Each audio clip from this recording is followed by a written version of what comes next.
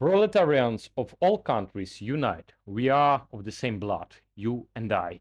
In the name of Perun, greetings to all. Let's continue. The second chapter, real and deceptive freedoms.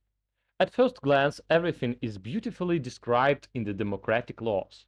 There is everything: the inviolability of the person, the inviolability of the home, the preservation of the secrecy of correspondence, freedom of conscience, freedom of speech, freedom of unions and assemblies, freedom of movement, freedom of occupations, freedom of economic activity, and what other freedoms are there not?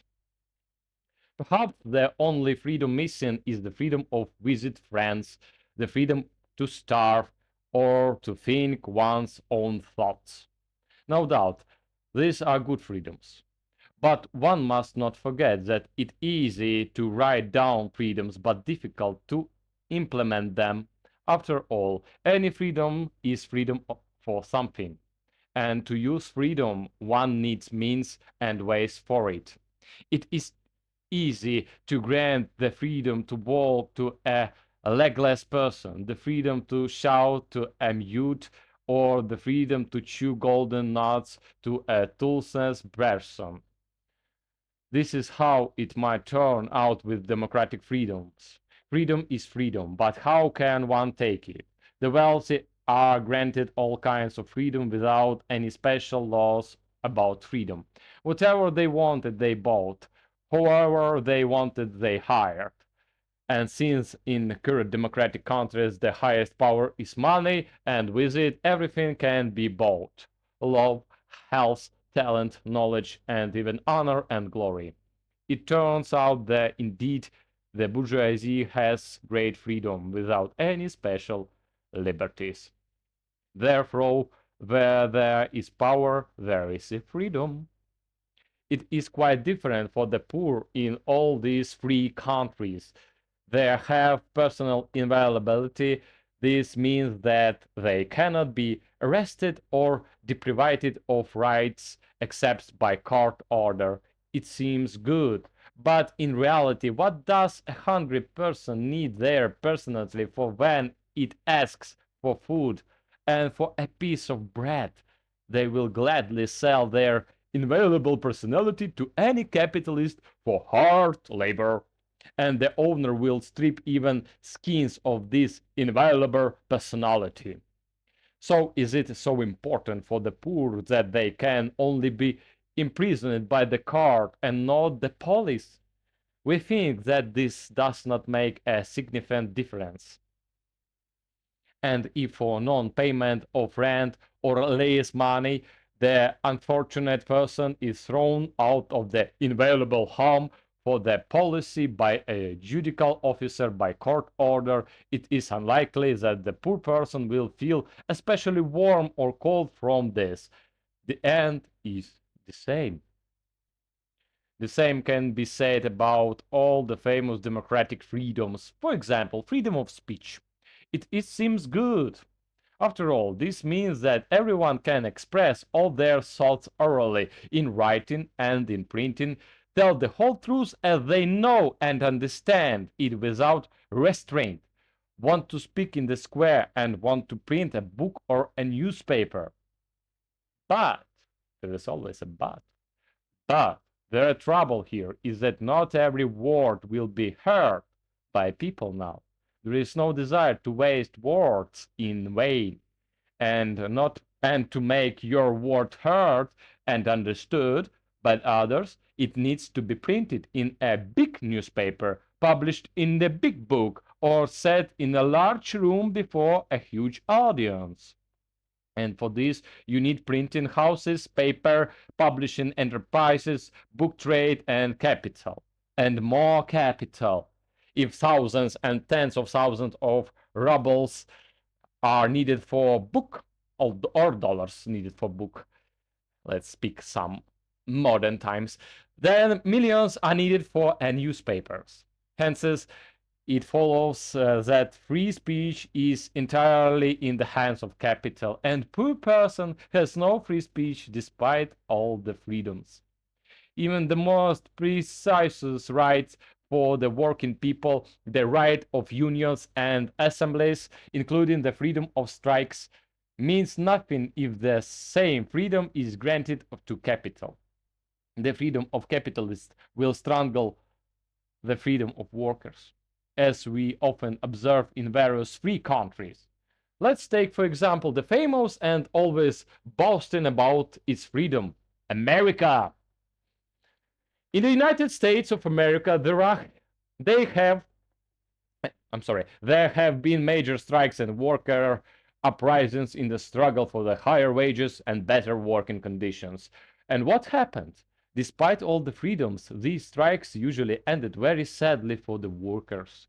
Among the other things, it turned out that there are a lot of spies, traitors, and provocateurs among the workers in America who break the strikes from within.